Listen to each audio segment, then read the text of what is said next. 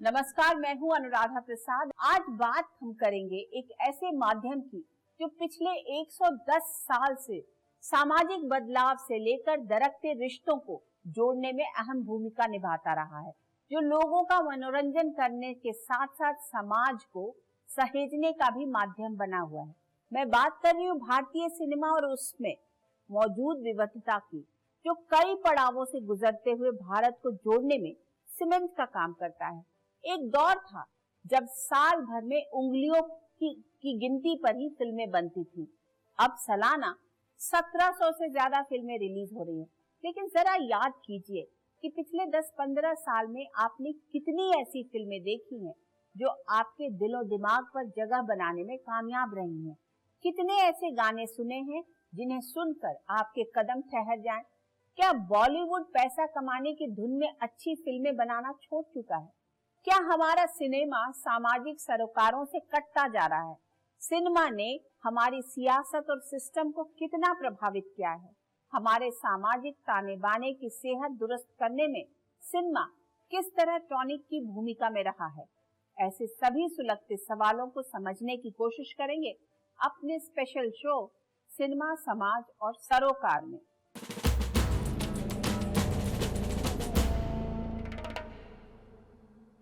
आज की तारीख में हमारा सिनेमा पूरी तरह तड़क भड़क से भरा हुआ है। पिछले कुछ सालों में कई ऐसी फिल्में आई जिनमें शुरू से आखिर तक सिर्फ धूम धड़ाका और प्यार मोहब्बत के साथ साथ एक्शन ड्रामा सब था। लेकिन फिल्म की कहानी और उसका संदेश दर्शकों के सिर के ऊपर से गुजर गया। एक दौर ऐसा भी था जब फिल्मों पर समाज, साहित्य और समकालीन विमर्श की गहरी छाप दिखती थी। मकसद फिल्मों के जरिए पैसा कमाने से ज्यादा समाज को सकारात्मक संदेश देना होता था। भारतीय सिनेमा की कहानी शुरू होती है दादा साहब फाल्के की फिल्म राजा हरिश्चंद्र से, जो आधुनिक हिंदी साहित्य के जनक भारतेंदु हरिश्चंद्र के नाटक हरिश्चंद्र से प्रेरित थी। साल 1933 में मोहन भागवानी ने मुंशी प्रेमचंद की कहानी पर आधारित फिल्म बनाई मिल मजरूर। अगले ही साल उनकी ही कहानियों पर नवजीवन और सेवा सदन जैसी फिल्में बनी। सिनेमा ने समाज की कुप्रथाओं और अन्याय के खिलाफ भी आवाज बुलंद करना शुरू कर दिया। 1936 में बॉम्बे टॉकीज के बैनर तले एक फिल्म बनी अछूत कन्या, जिसमें हीरो की भूमिका में थे अशोक कुमार और हीरोइन की भूमिका में थी देविका रानी। ये फिल्म एक ब्राह्मण पुरुष और अछूत कन्या के प्रेम संबंधों को लेकर बनाई गई थी। 1940 के दशक में चेतन आनंद ने नीचा नगर फिल्म बनाई, जिसमें मजदूरों और मालिकों के बीच के संघर्ष को पर्दे पर दिखाया गया।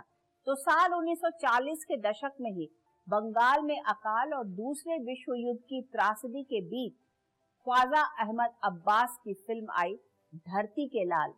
इसमें सामाजिक आर्थिक बदलाव के बीच किसानों की बदहाली की कहानी को फिल्माया गया। इस फिल्म के प्रभाव का अंदाजा इस बात से भी लगाया जा सकता है कि रूस के सिनेमा घरों में ये फिल्म छाई रही। 1953 में बिमल राय ने भी किसानों के दर्द को अपनी फिल्म 2 बीघा जमीन के जरिए समाज और सिस्टम के सामने रखा। ये सिलसिला आज भी जारी है।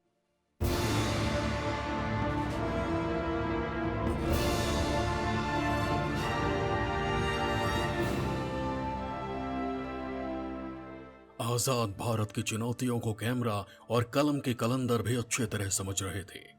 देश के किसान कम उपज और साहूकारों के कर्ज जाल से बेहाल थे, तो जातीय खांचों में बटे समाज में छुआछूत बरकरार थी। सिनेमा एक ऐसा माध्यम है जिसमें गरीब से अमीर तक, युवा से बुजुर्ग तक की दिलचस्पी रहती है। ऐसे में फिल्मों के जरिए बदलाव की कहानी तैयार करने का काम तेजी से होने लगा। फिल्मों के जरिए समाज को रास्ता दिखाने का काम शुरू करने वालों में सोहराब मोदी, पृथ्वीराज कपूर, वी शांताराम, कमाल अमरोही, गुरुदत्त, बिमल रॉय, महबूब खान, के.एम. अब्बास, बी.आर. चोपड़ा, चेतन आनंद, विजय आनंद, मनोज कुमार जैसे फिल्मकार थे। आजादी की फिजा में किसानी की हालत से आम खास को रूबरू कराने के लिए बिमल राय ने फिल्म बनाई 2 बीघा जमीन। इस फिल्म के जरिए दिखाया जाता है कि किसानों की जमीन हथियाने के लिए जमींदार किस तरह के तकड़म आजमाते हैं। साथ ही एक किसान जमींदार से अपनी जमीन छुड़ाने के लिए किस तरह से रिक्शा चलाने को मजबूर होता है। आज़ादी के बाद जिस तरीके का माहौल बना देश का, उसमें ऐसी फिल्मों की हमें ज़रूरत थी जो देश की आवश्यकता को देखते हुए, देश में जो सामाजिक एक विषमता थी उसको दूर करने के हिसाब से, फिर हम जिस तरह से तरक्की करना चाहते थे, हम जैसा समाज बनाना चाहते थे। आज़ादी के बाद हम गुलाम थे, पहले गुलाम से आज़ाद हुए थे, वैसे में हमें कुछ आदर्शों की ज़रूरत थी। फिल्में बनने लगी और उन फिल्मों के पीछे एक निश्चित उद्देश्य ये रहता था कि हम जहाँ थे वहाँ से आगे बढ़ें और दुनिया के समकक्ष पहुँचें। देश में किसानी की हालत बयां करने के लिए 1950 के दशक में एक और फिल्म बनी, मदर इंडिया। महबूब खान ने इस फिल्म के जरिए देश के किसानों की गरीबी, बदहाली, लाचारी और शोषण की कहानी को दर्शकों के सामने रखा। तो आजादी की फिजा में कृषि क्षेत्र में आते बदलावों से भी लोगों को रूबरू करवाने की फिल्म मदर इंडिया के जरिए कोशिश की गई। ये जो फिल्म थी सूदखोरी को लेकर के थी। सूदखोरी उस समय हिंदुस्तान में जब गुलाम भारत था तो बैंकिंग इंस्टीट्यूशन वगैरह नहीं थे। यह बात इस संदर्भ में आज इसको व्याख्यात की। किसान को तो आज कर्ज मिल जाता है लेकिन उस समय कर्ज मिलना मुश्किल था। कर्ज कहाँ देता था? विलेज मनी लेंडर देता था, गांव का जो सूदखोर है देता था, लेकिन उसके एवज में रेहन रख लेता था ज़मीन को छुड़ाना बड़ा मुश्किल हो जाता। ये बहुत बड़ी समस्या थी उस समय के आज़ाद भारत की, बल्कि गुलाम भारत की बड़ी समस्या थी। तो उस समय जो था वो इस तरह की फिल्में बनी। बॉलीवुड में मनोरंजन से इतर फिल्म बनाने में वी शांताराम ने बहुत ही चमकदार लकीर खींची। साल 1957 में उन्होंने एक फिल्म बनाई, 2 आंखें 12 हाथ। ये एक साहसी जेलर की कहानी है जो 6 कैदियों को बिल्कुल नए तरीके से सुधारता है। इस फिल्म ने आजाद भारत में अपराधियों को सुधारने के लिए नए नए तौर तरीके आजमाने का संदेश छोड़ा। जाति प्रथा और छुआछूत की दीवारों को कमजोर करने के लिए बिमल राय ने साल 1959 में सुजाता नाम से फिल्म बनाई, जो अछूत लड़की और ब्राह्मण लड़के की प्रेम कहानी पर आधारित है, जो दोनों के विवाह पर खत्म होती है। फिल्म सुजाता लोगों को संदेश देती है कि जाति के आधार पर भेद की दीवारें ध्वस्त होनी चाहिए। साल 1958 में फिल्म एक ही रास्ता के जरिए बी.आर. चोपड़ा समाज को विधवा विवाह का रास्ता दिखाते हैं। तो समाज में महिलाओं की स्थिति है, सिनेमा में महिलाओं की स्थिति वैसी ही दिखाई जाती रही कि जो स्त्री है वो पति व्रता हो, स्त्री जो है वो घर की सेवा करे, स्त्री जो है घर में रहे, बच्चे संभाले, सास ससुर की सेवा करे। तो उस समय ऐसी स्त्रियों की कल्पना थी समाज में, तो वैसी स्त्रियां फिल्मों में भी आती रही।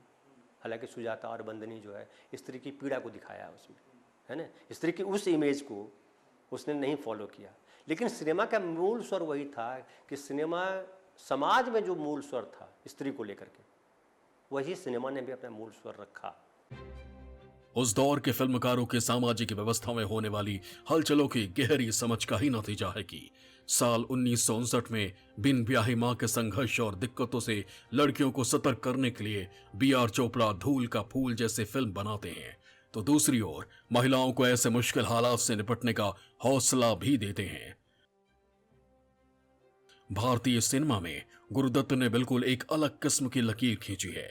वो निजी कश्मकश को समाज में विलुप्त होते मूल्यों से जोड़कर फिल्म प्यासा बनाते हैं। भारतीय सिनेमा के हर पहलू को मुंबई में खड़ा ये national museum of Indian cinema अपने में समेटे हुए है। इस म्यूजियम की दीवारों पर लगे फिल्मों के पोस्टर बता रहे हैं कि सिनेमा पर सियासत, तत्कालीन सामाजिक चुनौतियों और साहित्य की कितनी गहरी छाप रही है। भारतीय सिनेमा ने हमेशा समाज के उत्थान में, समाज में जागरूकता पैदा करने में एक बेहतरीन और उल्लेखनीय योगदान दिया है। समाज में फैली कुरीतियों को दूर करने में, समाज में जागरूकता फैलाने में एक बहुत बड़ा योगदान रहा है। साल 1956 में अमित मित्रा और शंभू मित्रा एक फिल्म बनाते हैं, जागते रहो। इस फिल्म के जरिए दिखाया गया कि अमीर होने के लिए लोग क्या क्या करते हैं, और एक गरीब किसान प्यास बुझाने की कोशिश करता है तो उसे चोर कहा जाता है। फिल्म का गरीब नायक पूरे समाज को आईना दिखाता है।